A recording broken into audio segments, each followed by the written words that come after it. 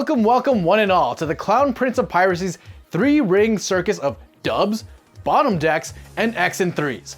And if you're looking to play him, here's everything you need to know. Buggy D Clown is your new mono blue leader from OP09's Emperors in the New World. With 5k power and 5 life, he features an activate main, you may rest 5 Dawn and discard 1 card from your hand. Play up to 1 character with the Crossguild type from your hand. So off the bat, what is our deck trying to do? Well, we're trying to bring out cost 5 or higher characters that either filter our hand, multiplay characters, or block. We also really need these bodies to stick on board for our endgame strategy. Let's also note that the card's ability is not restricted to being activated once per turn, and is not concerned about folding to a 10 cost Martial D Teach. So starting turn 3, we can start cheating out those 5 cost and higher bodies, and at 10 Dawn, we can cheat out 2 5 cost or higher bodies in the same turn with reckless abandon. But not too reckless, because stripping our hand of too many cards is this deck's biggest liability. Like I said, hand size is a huge deal for this deck. Strategically taking early life might even be a great play since it will net us extra cards to pitch for effects. So running an additional card draw like Sanji's Pilaf and Marguerite aren't a bad idea to gas up on our middling first turns. The name of the game is cheating out characters above 5 cost with leader ability as often as possible. So filtering and drawing cards to sculpt the best pieces for that ability is a must. Bari Island is a 1 cost stage that has activate main, place 2 cards from your hand at the bottom of your deck in any order and rest the stage. If your leader has the Crossguild type, draw 2 cards. This card is great for removing bricks or duplicates of cards we aren't interested in, helping to filter our hand and draw for more powerful cards. This new Mr. 3 Galdino is a 1 cost 2k power 1k counter searcher that has on play. Look at the top 4 cards of your deck, reveal 1 card with Crossguild or Baroque Works type, accept Mr. 3, and place the rest on the bottom. Oh yeah, we're running Baroque Works typal for this deck too. Mr. 3 is a classic 4 searcher and he'll be great for helping us find our turn 3 plays, which is just basically our entire deck. Buggy is in a unique position of being very powerful, but that power is propped up by a select few cards, our new Mihawk, Crocodile, and Buggy. Dracule Mihawk is a 6 cost 7k blocker that has on play, draw 2 cards, and then discard 1 from your hand. Standard stuff, pretty cool, nothing of note actually, he just continues to do absolutely nothing, just like in the anime.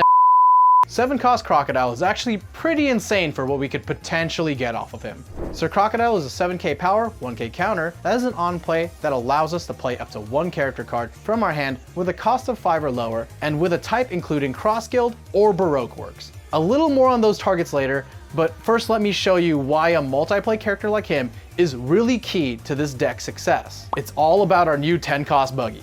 A 12k power boss card that reads, on play, return up to 1 of your opponent's characters to the bottom of the deck. Then, if you don't have 5 characters with a cost 5 or more, return this character to the bottom of the deck. And thanks to cards like Crocodile and Mihawk, it'll be easy to find our Buggies and maintain large boards to get this maximum value. But that's only 3 cards and we need to play a 50 card deck. And that's where the rest of the Crossguild family comes in to support us. Like 5 cost Daz Bones from EBO1, who's a Baroque Works type character with a 6k power that has a passive effect that only works if our leader is Baroque Works, and an on play that draws us 2 cards and trashes 1 card from hand. Again, helping to further our filtering strategy. Importantly, Crocodile can play 5 cost Baroque Works cards, so we established 2 bodies, 13k power, and draw 2 cards when playing a Crocodile, and this off Buggy's ability for 5 Dawn. We also have this new 5 cost Daz Bones, which is a 5 cost 7k vanilla, the magic number of greatness for most playable vanilla characters, which will add great pressure when Croc brings him along to the board. There's this new 5 cost Alvida, which has 6k power, 1k counter, and an on KO ability. If our leader has the Crossguild type, play up to 1 character with a cost of 5 or less, other than Alvida, from your hand, helping to maintain your character count for Buggy. On KO effects very much help with our strategy for keeping characters on board. They keep your opponent from thinking twice about allowing you to potentially play something worse or pivotal on the backswing into the rested board. Say for example like a 5 cost 7k power, vanilla Daz Bones. We also have plenty of other 5 cost characters for Crocodile and Buggy's ability, like Moji, a 5k power character with 2k counter, who on play looks at top 5 for a Richie blocker to add to your hand, then plays up to 1 Richie from your hand. Or how about we bring a character off the ban list with our new Kabaji, who's a 2k counter that can't be KO'd by battle if we have either character Buggy or character Moji on the field. Alright, so you may have heard me infer multiple times that we need these characters to persist on board. because that's the only way we get maximum value out of our 10 cost Buggy. Without him, this entire deck folds to even the slightest pressure. But how can we best utilize him? So here's the play. You have 4 characters on board by the time you can cheat this out. Hopefully, play it for 5 Dawn and bottom deck any of your opponent's characters and then give your opponent a whole turn to prepare. Or you can swing with your board, play this to bottom a character, then replace one of your rested characters with another 10 cost Buggy, since we can use our leader ability twice in one turn, adding 2 12k power characters and removing 2 of your opponents. The tricky part, of course, is being able to maintain your board to leverage Buggy. But when you do, it will be absolutely cracked. Without diving into too much detail, decks that remove your board or pressure your hand, such as Lucci, Star Deck 13 Black Luffy, Shanks, and Smoker will be huge problems, while other control decks will be ripe pickings, like NL and Blackbeard. To be honest, this deck has a lot of cracks in it. Between relying on building board in a format where black removal is at its peak, and having limited card selection to build around Buggy, it can feel pretty shaky playing this into a major event, at least until we get this card.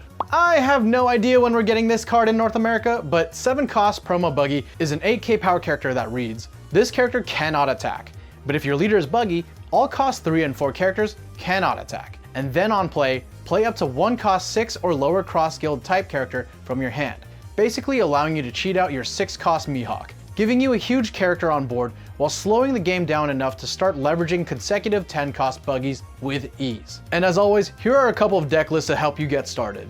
This one won first place in a standard battle. Meanwhile, a version running that new promo Buggy I showed you took first place in a Japanese flagship. And thank you to our members for supporting this channel and had access to this and all our other content up to 2 weeks early. And of course, look forward to our upcoming live stream, where we'll be playing with the new OP09 leaders and answering any additional questions you have live.